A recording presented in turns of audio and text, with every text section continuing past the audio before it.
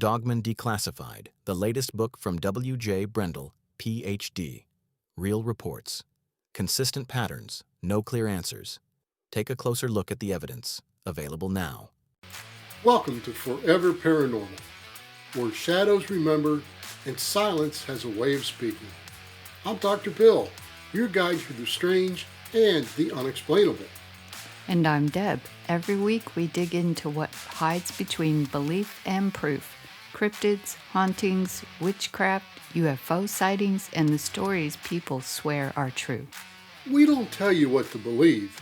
We just look at what's possible, what's been witnessed, and what refuses to stay quiet. If you like what we do, follow, rate, and share the show. It helps keep the lights on. And if you want to go deeper, step inside the crypt. Patreon members get the show ad-free, a full day early, and gain access to our entire archives, years of investigations, bonus episodes, and conversations we don't release anywhere else. You can join at foreverparanormal.com or by searching Forever Paranormal The Crypt on Patreon. And remember that you're never alone. If you ever need someone to talk to, the Suicide and Crisis Lifeline is 988. Something hit her before she had time to understand what she was hearing. A sound came first, low, close, not distant, not passing through, right there, and then it was on her. Welcome back to Forever Paranormal, where we know Natinak is more than a myth, and where the veil is thin. Ghosts walk beside us, strange craft drift above us, and creatures move just out of sight. Every story is a door between worlds. And this week we step through, into the outdoors, into an attack in rural Oklahoma that hasn't found its explanation yet. Well, Deb, it's time for you to come on in here again, so how are you? I'm good. How are you? I'm doing great. Got any news for us? Something you wrote about on your blog at wjbrendel.com a few weeks back has now become big news.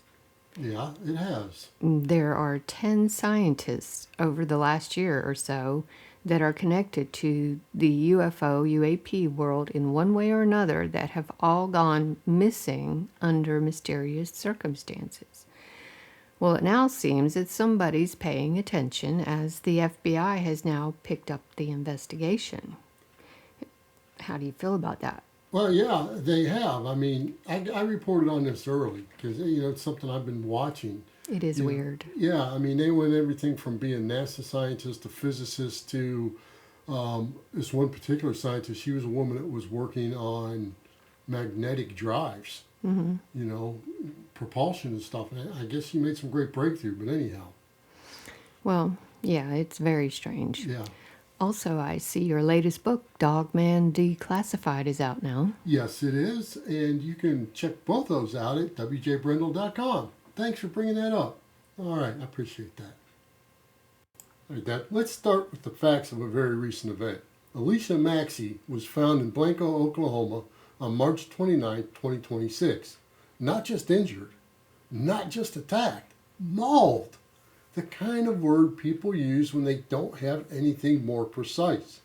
The kind of word that fills in for something that, it went beyond expectation. She was discovered by a homeowner who happened to be an EMT. Well, that matters because, even someone trained to see trauma, they stay pretty steady inside it, right? And he didn't just process what they were looking at and move on.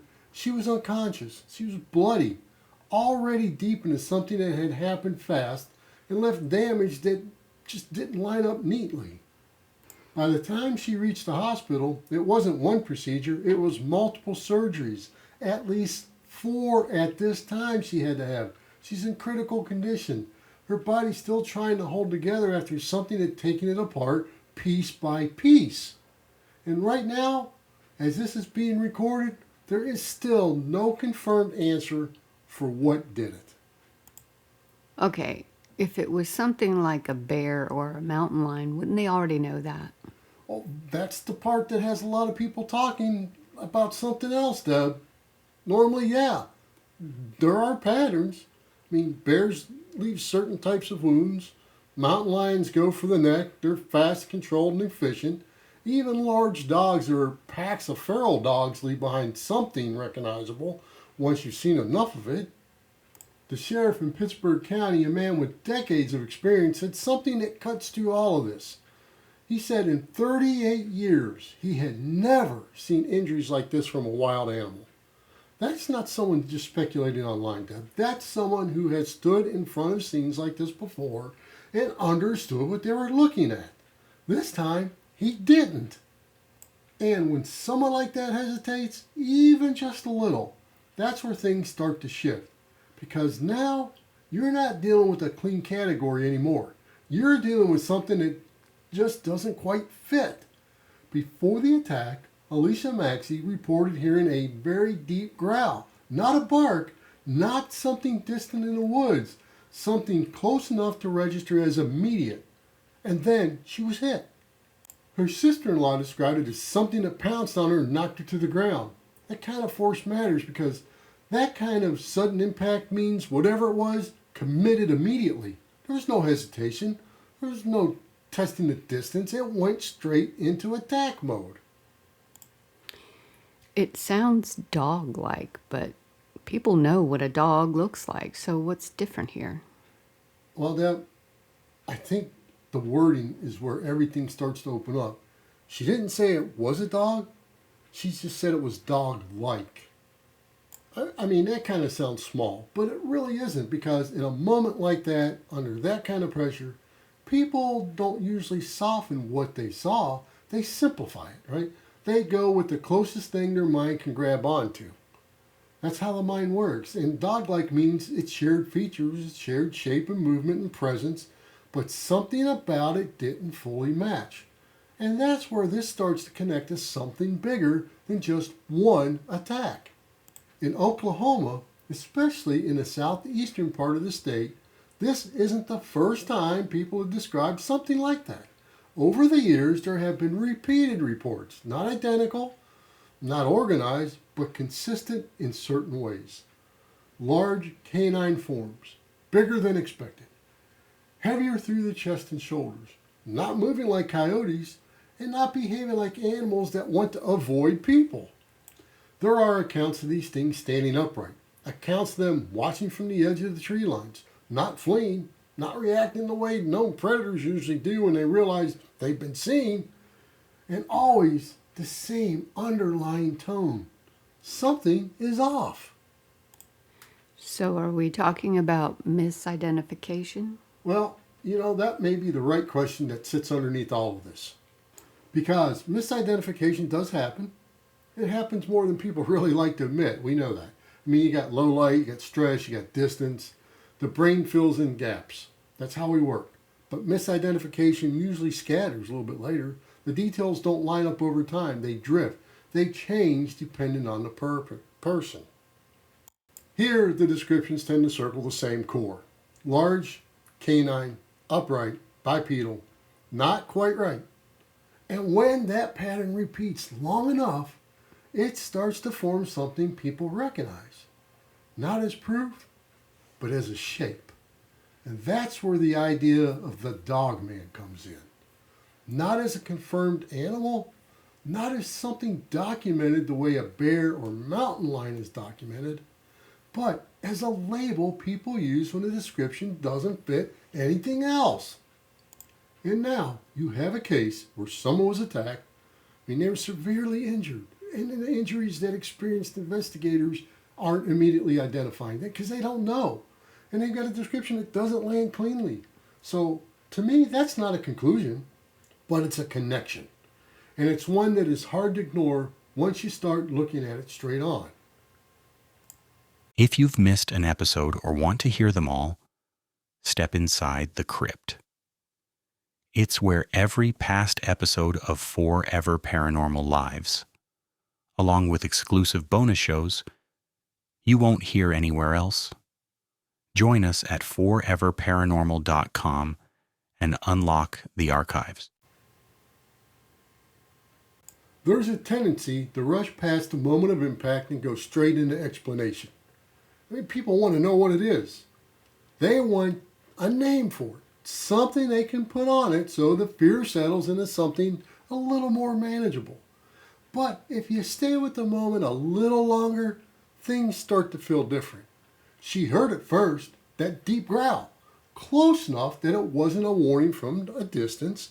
It was already there. It was already in her space. Then it moved, fast enough that there wasn't time to process it. There was no buildup, no chance to react in a way that would create any kind of distance. It closed the gap immediately and took her to the ground. That kind of attack matters because it tells you something about intent, about confidence, about whether the thing that did it hesitated or not. If this was a normal predator, wouldn't there be a clearer pattern to how it attacked? Yeah, that's just it. There usually is. Coyotes don't typically engage adult humans like that. Little animals, dogs, things like that, yeah. They avoid humans though. They test. They don't commit to that level of sustained damage unless something is very wrong with them, right? And if it had rabies, they would know it. And mountain lions, yeah, they're efficient. They go for control. They don't leave extended chaotic injury patterns. They end it pretty quickly if they can. They go straight for the neck, and that's it. And we know bears can cause extreme damage, but bears also leave behind very recognizable signs, claw patterns, bite force distribution, tracks that are hard to miss once investigators are on the scene. Right now, as of this recording, the DNA is still pending, and that's really important because eventually something will come back, something physical, something that ties us to some kind of animal, or it won't. And that gap is where this whole thing sits. And if it does come back as something known, then what? Well, then you're left with the behavior that still needs to be explained. Why did that known animal act in such an unknown way? Right? So there's still something to learn because even if the DNA points to the known animal, that doesn't automatically explain why it acted the way it did, why the injuries stood out the way they did, and why someone with decades of experience didn't recognize it immediately. To me, that's the part that lingers because explanation isn't just about identification. It's about whether the behavior matches what we expect. And in this case, that alignment just isn't clean.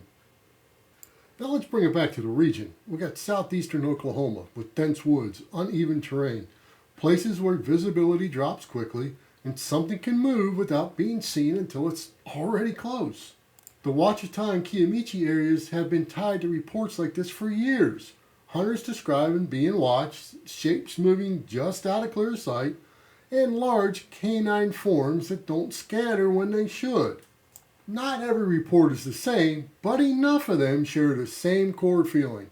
Presence, weight, something that holds its ground. You can't shake it off. So what are people seeing in those cases? Well, I gotta say they're seeing something that looks close enough to a known animal that it doesn't immediately trigger impossible, but it's still different enough that it doesn't settle with them well. That's why the descriptions stay almost the same. Dog-like, large, upright, bipedal, and wrong in a way that's just hard to explain in a moment. And then when that description shows up again and again in a case where someone is nearly killed, it pulls those older reports back into focus. Maybe not as proof, but as context. Because now you're not looking at a single isolated event, you're looking at a pattern that might have been there longer than people really want to admit. And to me, the hardest part about something like this is restraint. Because it would be easy to say that this was something unknown, easy to lean fully into that and let the story itself fall into something bigger. But that's not what holds. What holds is the tension. A real attack, a real person who's still recovering, real investigators trying to figure out what in the world happened, and a description that doesn't quite land. The DNA will come back, yeah, we know that. At some point there will be some type of answer, if they release it, and something official. Something that closes us in a way that fits inside what we already understand. Or maybe it just won't close at all. And if it doesn't, then this becomes something else. Not just an attack, but a point where a pattern that's been sitting in the background for years suddenly steps forward into focus. Maybe it revolves into something familiar, but if it doesn't, then this isn't the first time something like this has been reported here, right? It's just the first time it's left someone fighting to survive. There's a stretch of time in a case like this that doesn't get talked about much. And it's after the reports are written, after the scene is processed, after the first wave of explanation has already started to form in people's mind. And then nothing lands, right? It just sits. And that's where this is right now. Samples have been collected, clothing, material from the scene, anything that might hold any kind of trace evidence. It's already moving through a process that is supposed to give a clear answer. Something measurable, something that doesn't rely on memory or interpretation. DNA doesn't guess, it doesn't speculate, it comes back as something. But until it does, everything sits in that gap. And that gap matters more than people realize, because in that space, you're left with what already happened, not what it gets labeled as later. Alicia Maxey was attacked with a level of force that didn't hesitate. There was no distance. There was no warning that allowed her to move, to create any kind of safe space, to react in a way that could change the outcome. She heard something, a deep growl, close enough that it wasn't part of the background. Not something passing through the woods or carried on the wind, and then suddenly there was impact. That's the part that doesn't change no matter what the results are that come back. The speed of it, the commitment, the way it closed that distance, and it didn't break off. It just came. The injuries tell the same story. Not controlled, they were not contained, not the kind of damage that fits neatly into something people who have seen these things and these scenes before can immediately categorize. That's why the statement from law enforcement carries so much weight with me. Not because it proves anything beyond what it is, but because it shows hesitation where there usually isn't any. To me, 38 years is enough time to see patterns repeat, enough time to recognize the difference between something common and something that stands out. And to law enforcement, this stood out. So right now, everything comes down to the test results. On the surface, yeah. Because once the DNA comes back, it gives the case a direction. I mean, it puts a name on it, a bear, a mountain lion, a dog, possibly something that already exists inside a known category. But that doesn't erase what already happened. It doesn't change the way the attack unfolded. It doesn't change her description. It doesn't change the fact that the initial response from someone experienced was uncertainty. And we got to remember, sometimes, even when the test results come back, that uncertainty doesn't fully go away. It just gets a little quieter because people accept the label and they move on. They file it into something familiar and stop looking at the parts that didn't quite fit. But right now, before that happens, everything is still exposed. There's no clean answer. There's no confirmed animal. Just an event that happened exactly the way it happened. So if it doesn't match cleanly and it comes back and doesn't explain anything, then what? Well, then it stays exactly where it is, unexplained, unresolved in a way that isn't comfortable. Because people expect some kind of closure from something like this. They expect a point where it all comes together and makes sense for them, where the fear settles into something they understand. But that doesn't always happen. Sometimes you're left with the physical evidence, the description, the outcome, and a result that doesn't fully bridge those things together. And when that happens, the case doesn't disappear, it just kind of shifts because it becomes one of those moments people come back to later. Not because it was proven to be anything beyond what it is, but because it never fully settled into what it was supposed to be. Right now, that's exactly where this sits. A woman is still recovering from injuries that went beyond what responders expected to see. Investigators are still waiting on results that are supposed to define what happened. And in the middle of all that, there is no clear answer. There's no confirmation, no clean explanation. That closes the space between what was seen, what was experienced, and what should have been recognizable. And it wasn't. That's the part that stays with you. Not what it might be, but just the fact that something happened. And the people closest to it, the ones who supposed to recognize it, didn't immediately know what they were looking at. So, all right, Deb. Now I'm going to ask for your thoughts on this one. Well, for Ms. Maxey's sake, I hope that the test results come back soon and with a conclusive explanation. I can imagine that if the test is inconclusive, the mystery will be much harder to live with than the truth. Do you think we will hear more about this, or will the story be squashed? Well, to me, I think that it's been long enough that the preliminary DNA results should be back, but they're not releasing them. So, I don't know. We'll either hear about it or we won't. They may squash it if the test results aren't normal. I don't know. But like I said, at this time, even the preliminary results aren't back. So it's hard to say. I do want to close with this, though, because the DNA will come back. I mean, it always does if they let us know what it is. And when it does, it will give this a name. But right now, before that happens, this is still open. This is very similar to the case of Brenda Hamilton that I covered in my book, Cryptids and Monsters of North Carolina. She was walking her dogs and was mauled and killed by a wild animal. Initial DNA results were canine. They assumed her own dogs attacked her. Nope. The DNA on her coat matched them, but the mitochondrial DNA, which comes from the mother, is non-discriminating. And a match to a specific dog could not be made. It was just canine, which pretty much rules out her 2 specific dogs and the 14 other dogs in the area that they tested. The interesting part of this attack is the North Carolina DNR shut down all communication about the case, just like Oklahoma has done with Alicia Maxey. Well, at least until next time when we discuss another tale yet to be told. Thanks for listening to Forever Paranormal. Follow, rate, and share the show. It helps others find us and keeps the stories coming.